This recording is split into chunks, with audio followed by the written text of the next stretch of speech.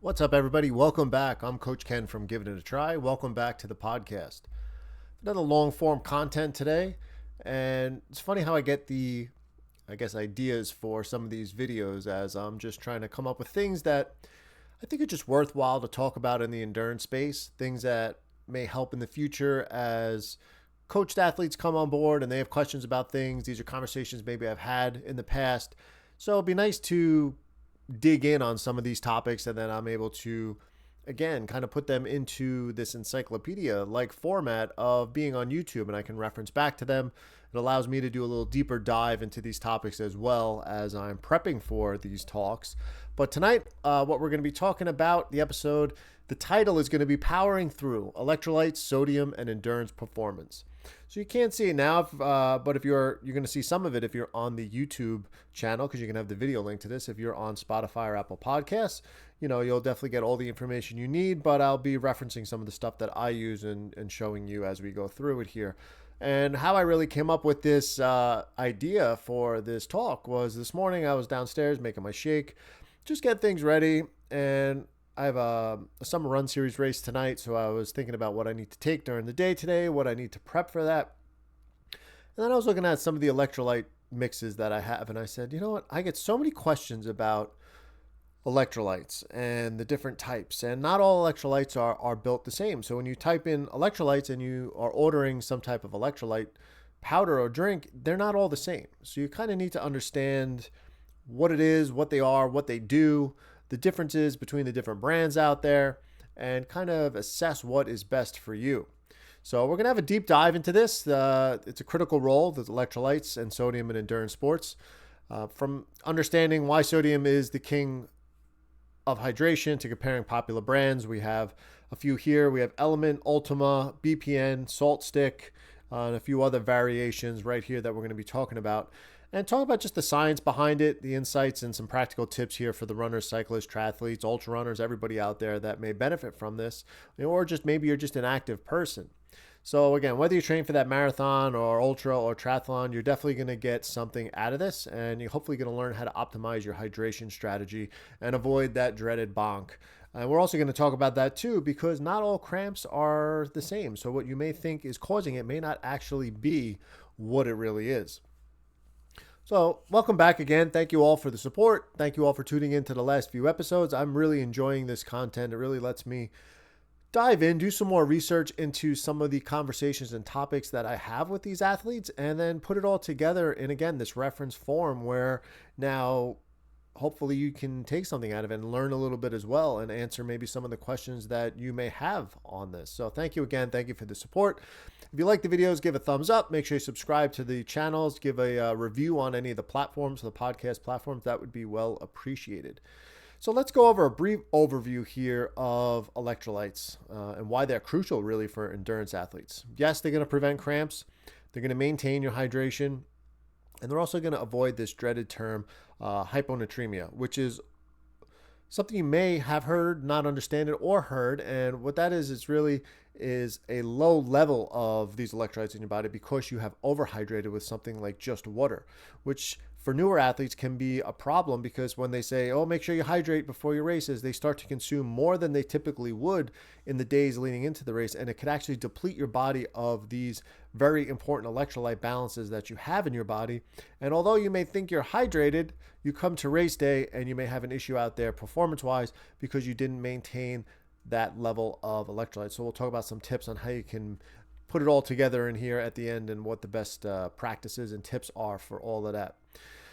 So a little fact, did you know you can lose up to 2,000 milligrams of sodium per hour through sweat? Now, not all athletes are built the same. Not all athletes sweat the same. So this is something that has to be kind of like this individualized approach. And we'll touch on that as well on how to figure out what is best for you. But if we really break it down and go to the beginning of all this is I like to the basics of what we're talking about. And that is what are electrolytes, and we have to define that. And they are minerals. We're talking sodium, potassium, magnesium, calcium, chloride. These are minerals in our body that have different levels throughout the amount of activity we have, how we deplete them, how we replenish them. And when these are all playing nicely together at the levels that the body appreciates, It conducts electrical activity through your body, which also helps contract your muscles, lets you move, and especially in endurance sports, when we're doing this repetitive movement over and over and over again for very extended periods of time, you need all of that firing and all of those minerals there in the body to make sure that your muscles are firing appropriately during your activity. And hopefully that will prevent some cramping. That'll prevent some other issues out there. And as well, it'll enhance your recovery, because if you can fuel properly intra-workout, it will also help you get back in the game for your next workout. Feel better, not be behind in it, and not feel like junk the next day. Sodium's role in all of this, because that's the main thing we always hear about, is sodium. Take your sodium, increase your sodium. Sodium's good. It's becoming a lot more mainstream lately with endurance because there's more research behind it on how much sodium we really need to take, and that maybe more is a little better now. It used to be something that was shied away from, especially in the just diet, healthy diet in general overall. But it's the primary electrolyte that's lost in sweat. And some of the studies out there have said it's between 115 to 2,000 milligrams per 100 milliliters. Again, very different in person. And you can do some sweat testing. There's many different brands out there, many different ways to go about that, where you can find out the exact amount of sodium that you are losing per hour of activity, and that'll help you balance it back in. So if you are someone that is struggling with performance, maybe due to these muscle cramps or these imbalances, it might be good to know what it is you're actually losing, and then you can judge from there what you have to intake or decrease throughout your daily structure with your intake on it. But it's very important for athletes because it does prevent that hyponatremia like we talked about. It'll actually help you retain the minerals in your body as you're hydrating. It's not going to just deplete everything in your body, because the more you take in, it's flushing your body, it's cleansing your body, water, and it's also going to unfortunately flush out some of the good stuff in there. So we do need to replenish, and especially as athletes, because now we're losing a lot of that during activity with our sweat. It's super important in order to replenish all of that. Sodium as well, when we add it in a little bit during our activity, it's going to stimulate the thirst response, because what do we know about sodium? Like, you eat something that's a little high in sodium food wise, and what happens in the middle of the night when you wake up and you're not used to that? You wake up and you're kind of feel dehydrated, like you want to drink something. So it kind of has that ability while you're taking it out there during activity to make you want to drink a little bit more water, and that's also going to help your fluid intakes that we need while we're out there for activity. It's also going to aid in fluid retention. So again, we're taking fluid in, but we don't want to just let it all go out, if you know what I mean. We do want to retain some of that water, because we do want to retain the ability to be hydrated in the body. So that's another important factor of sodium. Now, the guidelines are, again, many guidelines to look at, many different research studies, but from what I was pulling in for this was this 300 to 600 milligrams of sodium per hour for endurance exercise greater than 2 hours. And we'll also touch on that as we go through this, is the duration of your activity and your training or racing is also going to dictate what we may need to do intra-fueling during the activity as we move along. And we'll touch on some of the other electrolytes, because as you see, right, even on some of the products I have in front of me right here, they throw out these big mineral words out there saying we got all this and all that, and it depends on what you need. But you also have levels of potassium, magnesium, calcium. These are all lost in smaller amounts, but they do support muscle function and hydration. So sodium is the big key winner in this. Then we have potassium, magnesium, and calcium, which are lost in smaller amounts, but again, very important to also mix in and make sure that we need those during our activities as well. There's also kind of a few things here that I hear a lot is some myths, overemphasis on potassium, right, for cramp prevention. Now, this may be the case in certain people. Again, if you have a deficiency in something, or your daily diet does not produce or get you the amount that you need in one of these minerals, yes, cramps can be due to some of these like electrical misconnections in there because your minerals are low. But cramps in and of themselves often are due to muscle fatigue. And there's many reasons why that may happen out there. Performance on race day is, did we train the proper stimulus in training for this event? Did we taper enough and rest the body enough for this event? So there's many other factors out there that could cause cramping, and I just want you to be aware of that it's not always a mineral or electrolyte imbalance in your body. It could just literally be muscle fatigue, and it happens. So getting to the root cause of what these cramps are out there when you're performing is definitely going to be key in helping you diagnose what it is and fixing that problem for the future. When do we need this supplementation is one of those things I wanted to hit on, because for me, it does vary. And this is something that you need to learn as an athlete and be self-regulated with, is where when you look at your training schedule that you make or your coach puts out there for you, and you're kind of looking at your sessions for the week, you need to kind of determine by intensity and volume, the length of that activity, what it is that I'm going to need to do with my diet around this week of training, these days of training, as well as the mineral balance I'm going to need in order to what I need to take meaning leading into this workout, the day before, the night before, during, depending how long the activity is, and then self-assess, did you take what you needed to do and how do you feel after it to judge what you need to take to start your recovery for the next session. So these are all outside, I guess, of the smaller sections of this big block philosophy that I like to talk about. Again, fueling is a big block of endurance sports. It is something you need to dive in and learn. And then there are all these smaller blocks and ingredients within that. And that's kind of where we're starting to dive in now on some of these topics. So for myself, workouts going less than 90 minutes, definitely less than an hour. Water and a good diet may suffice. Meaning, like, if you're properly eating the right amount of calories, you prepared enough prior to your activity, and you have plans post-activity to start that fueling process right away, you can kind of get away with not so much up to that 90-minute window. Now, if this is going to become an intense workout, like you're doing some type of interval threshold track session, then you might need some more intra-fueling, or you might need some electrolytes added in during. And then especially as we talk about conditions outside, that is also going to play a factor in it, because what you might fuel on a February morning session versus an August midday session, even though they may be the same session, but there are two different times of the year with two different conditions out there, you may very well have two different fueling strategies for those. So after a while, after you play, make notes on these things, see how you feel. I mean, the great thing about Training Peaks is it is your diary, basically, where you can write things in there. You can write post activity comments in there for yourself.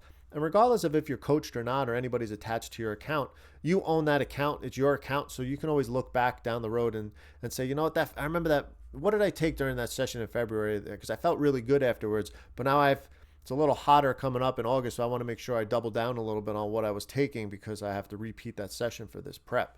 So again, you can use that as a diary and kind of help you work through all these different things that we're talking about here and what's working for you.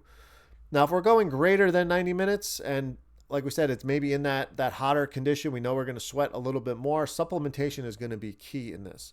And I've gotten pretty good with this stuff over the last few years, as if I know I'm going out for a 2-hour bike ride or a 2-hour run, a long run, or ultra training, and I'm going to be out there for 3, 4, 5 hours, it's just kind of like habit by now. And then I self-assess, what are the conditions that there's going to be a cool morning. So I know I'm not going to overly sweat, because it's just a moderate zone 2 session on the bike. So I know I don't have to add in so many electrolytes, but I know if, hey, it's going to be steamy out there and I know I'm going to be sweating, I want to add that stuff in a little bit more as we're going out there. And I know by now, and we're not talking about this specific portion of the fueling today, which is carbohydrate intake and the amount that we should be taking and the sources we should be getting it from. We're strictly talking about the added bonus of minerals, electrolytes, sodium, and all the other minerals. Knowing what I need to take for every hour of activity is key, and then I adjust that as I move along. And then as my gut gets trained throughout the year, I increase it as much as I can up till what I need to perform at my highest ability. Now, it's, again, very important, because we risk that imbalance. We risk overhydration. If you're somebody who likes to drink a lot of water and you think that that's good for you, I carry my half gallon around all day. I have 2 of them. If you're that type of person, you probably need to mix in a little bit of these electrolytes, and we'll get into which ones are the best ones to mix into, just because it's going to be key in keeping your levels balanced.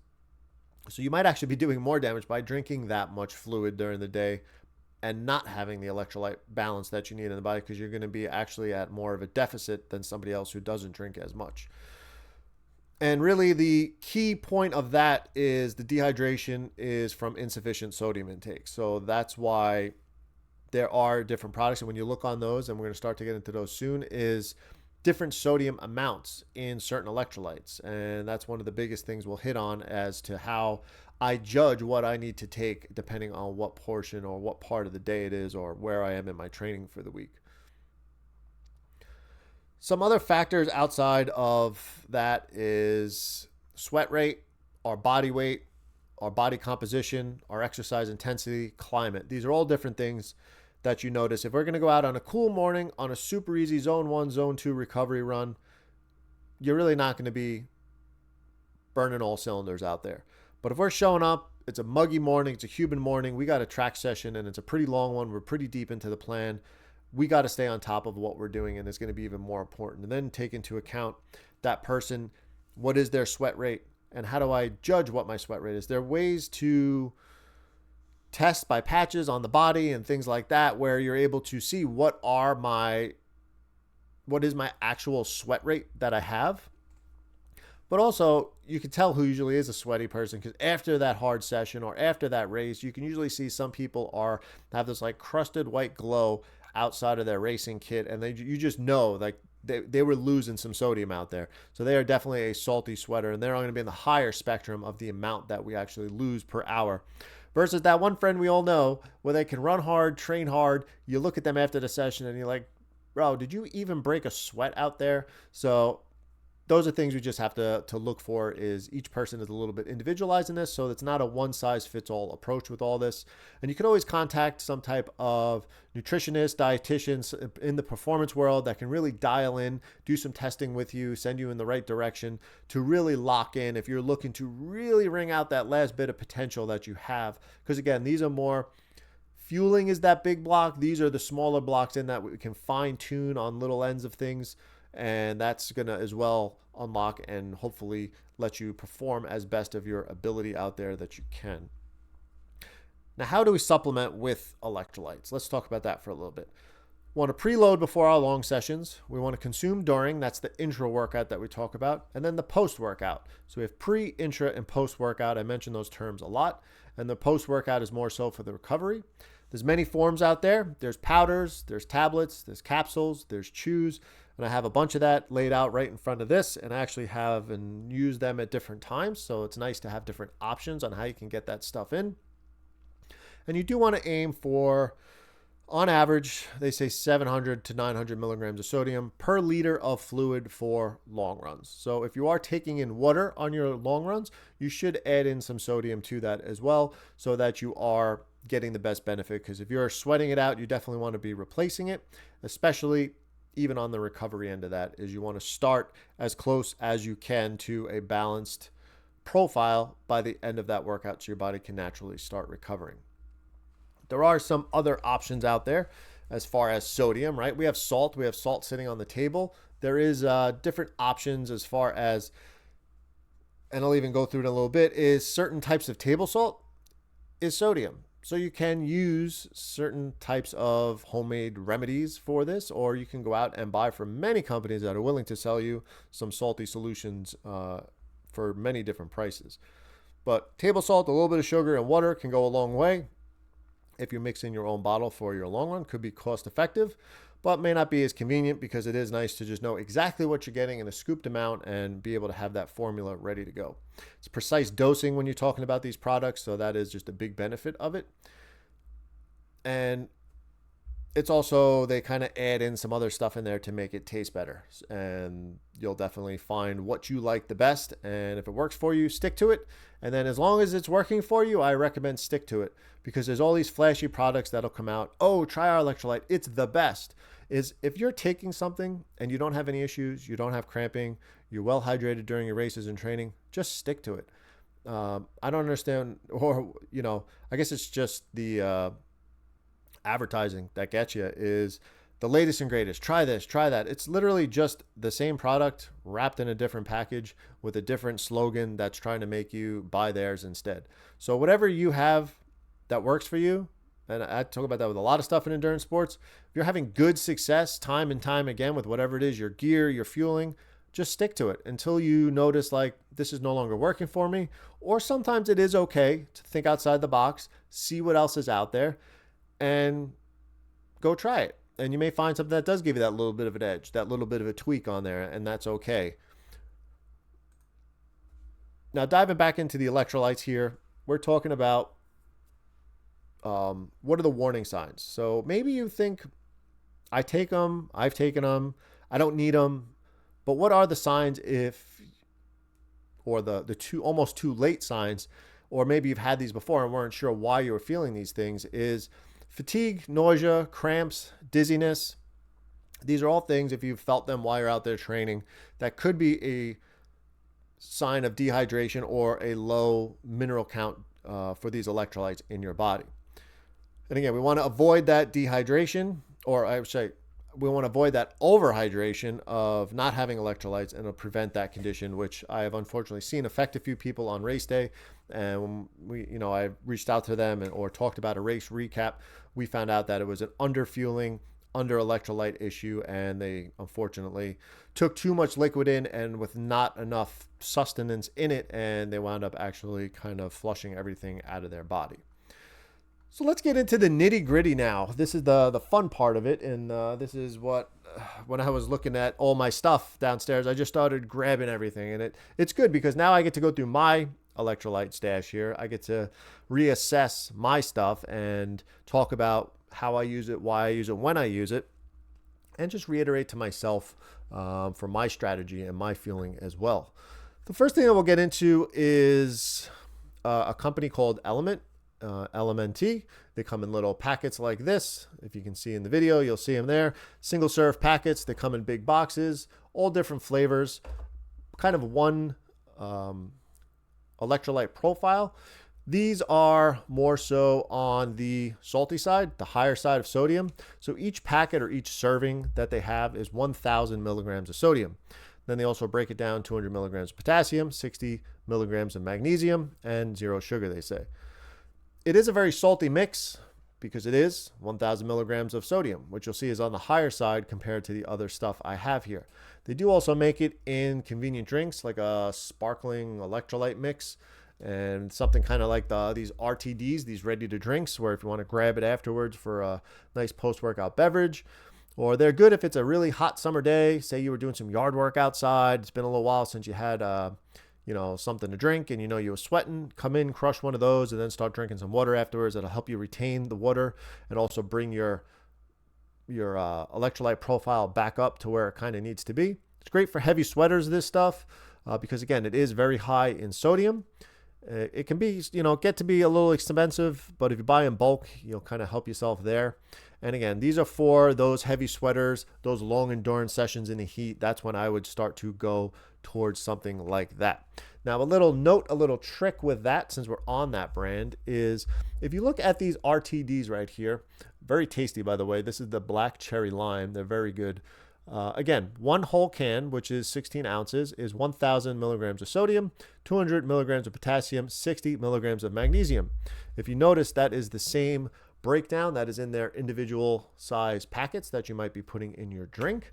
So something that I did was, because if you look at the ingredients on these RTDs, outside of that stuff we just talked about, the first ingredient is sparkling water. So what you're paying for in that is a premium RTD ready to drink that is just pure sparkling water, which is something like this right here, which you can buy in bulk very cheap at the store. And then mix in one of these packets if you have these in bulk, and you're basically going to get the same ready to drink can as you have here. Also, what I like about this is sometimes I just don't want 1,000 milligrams, but I do want some kind of salty carbonated beverage on a nice hot day in the summertime. So what I'll do is I'll grab a glass, I'll put half a packet, which will now cut everything in half. You'll have 500 milligrams of sodium, 100 milligrams of potassium, and 30 milligrams of magnesium. Slowly pour your sparkling water in there because you could make a scientific experiment mess if you do it too quickly because it is carbonated. And then slowly just stir in there, mix it in. It is very dissolvable. You won't get any clumps or anything like that. And you'll have basically a 12-ounce drink of this can right here without having to really buy the can.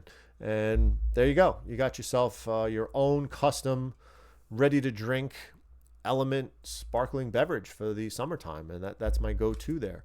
If it's a very hot day and it's a long training session, I will mix a full packet into my bottle while I'm training, because that's definitely going to help me replenish. And it's something I've been using as I've increased the amount of sodium over the last couple seasons into my training structure.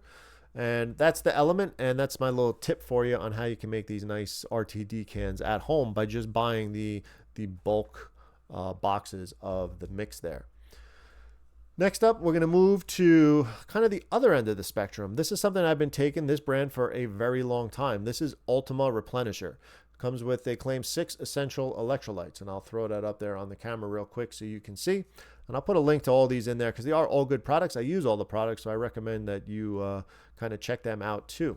But if we look on the back here, it's definitely a different structure of electrolytes than the LMNT stuff, because one scoop, which is a very small scoop out of this container here, this is the cherry pomegranate mix, is let's take a look right quick right here. Potassium 250 milligrams. It's actually 50 milligrams more than the LMNT. Magnesium 100 milligrams, so that's 40 milligrams more than the LMNT. But if you look at the sodium, it's only 55 milligrams of sodium. So again, what did we talk about earlier? That sodium is lost the most during training sessions or when we're actively sweating. So that's why the LMNT is good during these sweat sessions or times when you are sweating a lot, because it will replenish what is being lost. But if you're looking for a good daily electrolyte, this is my go-to. When I make my little shake in the morning with my greens and my reds, I add a scoop of this in on my non-training days specifically, just to kind of start to balance the body a little bit and be able to bring up my electrolyte balance in the morning, because you are in a fasted state. You haven't drank anything in a while. So this is my go-to, and it's very tasty as well. During my work days, if I'm just drinking water, I carry a half-gallon jug around to try and, crush that during the day. If hopefully 2 of those throughout the entire day, like a full gallon of water. Often, if I remember, I keep one of these at work next to my desk, and one of my middays, I'll just pour out some water into a glass. I'll take a scoop of Ultima, I'll mix it in, and I'll get a midday electrolyte profile mix in there as well to help the hydration levels in my body throughout the day. Now, I would replace this in the morning in my morning shake. If I knew I was waking up, getting prepared to maybe go for a run or a group run in a half hour, I might add in a different product that has a little bit more sodium because I might be sweating out there. And we'll get into that product in a minute. So this is my good all day, just electrolyte, non-intra sweaty session electrolyte. Ultima Replenisher. And that's my go-to daily, and that's something that I really recommend. Again, lower sodium for less intensity, especially if maybe it's just a very easy run. You're not going to sweat as wintertime. You just want to, take a swig of this in your pre-workout water. That will be fine, and it's again, that'll get you through it. Now let's talk to something that I needed to maybe fill the gap in the middle of all this. And again, you could always take half of a serving of LMNT and get your half of sodium. But I wanted to support the brand. I support them for their other products as well. And again, I wanted to try something and add it to my mix. So for myself I added in BPN Electrolytes. And that's right here. And let's talk about the breakdown of what's actually in this electrolyte-wise. So 1 scoop, 1 serving, is going to net you 500 milligrams of sodium. And let's talk about potassium. Is going to be 200 milligrams, so it's going to keep your potassium a little higher. And your magnesium is at 25. So it's really a good mix right in the middle of that Ultima and that LMNT. And this is the one that I'll take in the morning if I'm going to go run after I wake up, say within the first hour of waking, or group run or something like that. My early morning runs. I'll do my greens, my reds mix. I'll put in a scoop of this in BPN Electrolytes into that mix, especially if I know it's not going to be an overly hot session or an overly intense session. This is going to give me just that little extra boost I need in the morning. And not to mention the taste is pretty good. Strawberry is this one right here. So this is BPN Electrolytes. It's also got 110 milligrams of calcium, and it's a good balanced taste. It's not overly salty. It's not overly fruity. It's just a very palatable, good taste. And again, this is like the moderate level of electrolytes you like to take there. So we're talking Ultima for your daily low end, very low intensity. We're talking BPN Electrolytes for that middle of the road intensity session. And then if you're going like full on sweat mode, full on hardcore, you might want to dive into these full packets of LMNT because they do have a lot of sodium in them. So those are my three kind of levels of powders that I use. And then over the last couple seasons as well, for my other various needs, I've also gone in a couple other directions for things. They do make tablets. This is by SaltStick Electrolyte Caps. And let's take a look at the serving size here. One capsule is going to give you 215 milligrams of sodium, 11 milligrams of magnesium, and we're talking about 63 milligrams of potassium. Now, why might something like this, like electrolyte caps, be good? This is kind of something that I started to dive into a little bit more with my ultra running, is as these events go on a lot longer, or these backyard ultras, these events that are just kind of long, very long endurance sessions, and you just want to be able to keep on top of exactly the amount that you're taking in, or when you might know that the weather's changing throughout the day or throughout the course, and you know you're going to start sweating a little bit more, and you want to replenish at a higher rate than you initially mixed into your bottles. So that's something that I would do right there. And I'll give you a tip on how to carry some of these, because you don't want to just bring this whole bottle out there, and then where are you going to put these capsules while you're out there racing? Let's also dive into one more variation of this salt and electrolytes, and we're talking about base salt. If you know about base salt, comes in a big package, and then it also comes in these little canisters right here. And it's literally, if you can hear it, it's just salt. I don't mean just salt, but it's literally a mix of salt inside one of these canisters here. And if you're looking at their serving size, which is 1/8 of a teaspoon, they're talking 390 milligrams of sodium. We're talking 12 milligrams of magnesium. And if I can read that correctly, about 30, I can't even read that because this one's worn off there. Very low amount of potassium. So really, it's the sodium that you're getting out of this. And I believe it's like 4 finger licks might be one serving size, I forget, but I usually go by 4 of those as well. So the good part about this is it's something you can keep in the back of your kit, especially on triathlons while you're on the run course, and this is where I usually carry it, or in the top of your bike tube on the bike course. If you know it's going to be hot, I'll throw an extra one of these in there just in case it gets a little steamy out there and I want to take some more salt in, or I start to notice any cramping and I want to see if it was an issue with my sodium level as opposed to a muscle fatigue. So for these, what you would do is pop the top. You can do it one-handed. It's like a thumb release right here. You'd lick your thumb, you'd shake the canister. When you lift your thumb up, you're going to have salt stuck to your licked thumb. And there you go. Do that 4 times and you're going to get yourself a good serving size and continue on with the day. What's good about that is it will also, again, stimulate that sensation to want to drink a little bit of water. So if you're out there and you're just kind of like not really feeling taking much anymore, that might, when you get a couple licks of that, it's going to make you want to get water at the next aid stop. So I'll usually do that as I'm running into an aid stop. I'll take my salt off of that and then continue on with whatever I take through the aid stop. Now, my little secret trick about the base salt is you can buy these canisters separately in a pack, and that's what I do because sometimes you'll lose them. They get skunky or you just want to throw them out after a while. But I actually fill them with Himalayan sea salt. It's a good salt profile to have in these. Pink Himalayan sea salt. So I have a very fine granular bag of that I actually fill these canisters up with. So I'll carry usually, again, one in the back of my run kit, one in the top of my bike tube when I'm out there for triathlons. And the other good thing is about these little canisters, these little tubes that they have, is I use them for other things too, especially during ultra runs and ultra training and all that jazz. So I have one that I keep with salt. And again, depending on what we have going on, I can keep one with I put some caffeine tabs in here so I can really keep control later in the race of how much caffeine I'm taking in, because you can kind of start to lose track if you're starting to just jam gels that have all this caffeine in there. They're caffeine tabs that I break in half so I can really control the amount. So if I really need a little pick-me-up, I can always just pop a half a tab of caffeine out there. It'll kind of turn you around a little bit if you need, so I can keep that in my pack.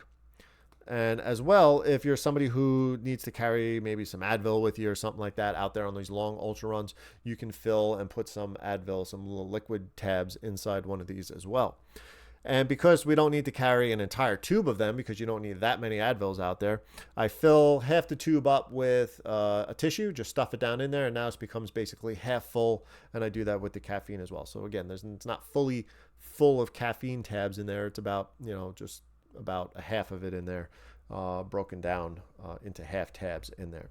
So that's how I use those base tubes and the base tabs. I used to use a Tic Tac container for the salt until I realized I can buy these right from base and kind of fill them as needed with certain products that I need out there. And another way I do like to carry this specifically on, say, run courses like a half marathon or a marathon course.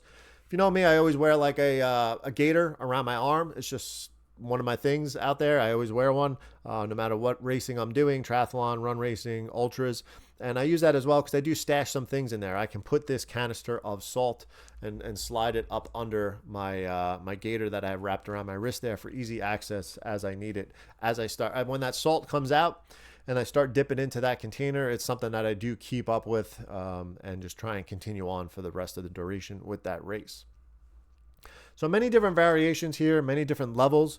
You just have to find, though, and assess your need for the day, because if you're just throwing in the same electrolyte all the time for all your activities or non-activity days, you're kind of not working with the balance that you may need with your body. So kind of sit down, write out a roadmap for yourself and determine what's best, what you're going to need for certain days, certain activities, certain intensities, and as well by the conditions. Are you a heavy sweater? You're not a heavy sweater? And reach out to somebody if you have to go get a sweat test to really kind of dial things down. I've personally never done that. I just have not had the need yet. I haven't had these, knock on wood, any of these large bonks and races where I'm like, I don't understand what my deficiency is and what I do need to increase. Again, maybe because I do have a decent handle on all this and am pretty self-regulated with understanding what I need for these efforts as we go on there. And as I have these conversations with athletes, I kind of take note of some of these questions that I get asked a lot about this. And we'll try and start to wrap up a little bit with some of those quick questions that they have. And we hit on one of them is some people know how do I know how much salt I need? Or how do I know if I'm a salty sweater? And we mentioned that earlier when if you're salty afterwards, like when you dry off and your sweat dries and you are like crystallized and you could feel the salt, or you can taste it on your skin basically, or see it on your clothes, it's dried and it's white, you're a salty sweater. I mean, we don't have to really argue on that fact there. So that, again, look at the end of a race and you just kind of walk around and take note of some of these things and see who really is a little sweatier out there than most. And another thing is, can I mix brands or make my own electrolyte? And we hit on all that. I mean, I have right here, I use pink Himalayan sea salt. I use the SaltStick tabs. I use Ultima, BPN Electrolytes, LMNT. So I am, depending on my needs, just, again, because it's a precise dose out of that canister, so I know exactly what I need. I don't have to play science experiment and start mixing all these things out there to get what I need for my electrolytes for that session. Hit it real quick there is how do we carry these things? Again, you can mix them into your bottles, into your nutrition, into your water. You can carry them as well in some of these individual containers, especially for you ultra runners out there. And again, just prioritize. The sodium is the biggest portion of all those. That is kind of the key to look at, unless you have some other imbalance that you need to figure out between your magnesium and potassium. But sodium is the key. That's the biggest thing we lose and the biggest thing we need to replace. So prioritize that. That could be 300 to 600 milligrams per hour on some of these intense sessions. Test products, test them in training. Don't rely on what's out there on race day. Don't rely on what your friends are telling you to use the week before the race. Try some products, try them in training. Nothing new on race day, nothing new at the end of your plan. Your body needs to kind of acclimate, and you need to see how your body reacts to some of these things. So make sure you test all that different products well ahead of time. And then just monitor as well how you felt afterwards, how much you took, especially as you're getting into all this. It'll definitely help you kind of figure out where the sweet spot is with everything. Then there are like the whole food options out there. Again, bananas, nuts, definitely the ones that are salted. You're definitely going to, be able to, if you take that stuff in and around your workouts, that will also help replenish and give you some of these levels that you need. Because there are some people that are very just minimal in what they like to take or the products that they like to use. They're more of a whole foods type person.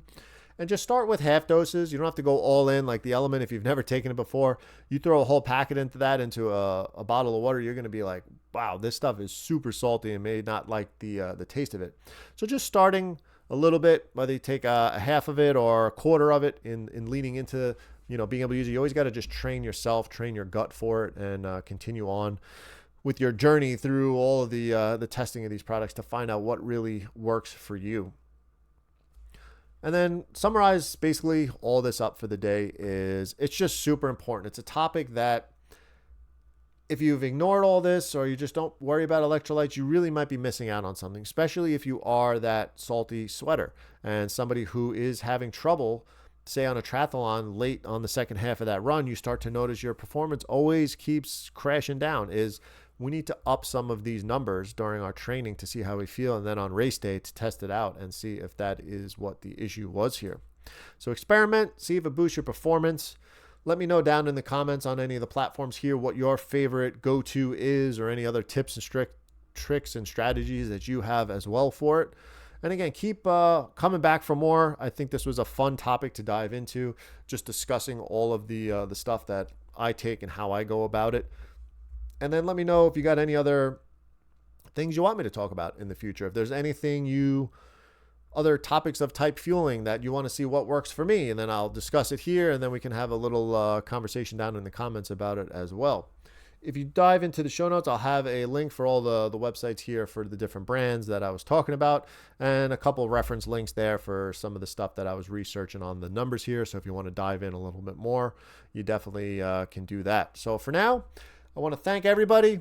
Definitely leave me some feedback. Let me know what you think. And I want everybody, especially as summer comes along here, this is actually a very good time to put this stuff out there because it is starting to get hot and humid here in the Northeast.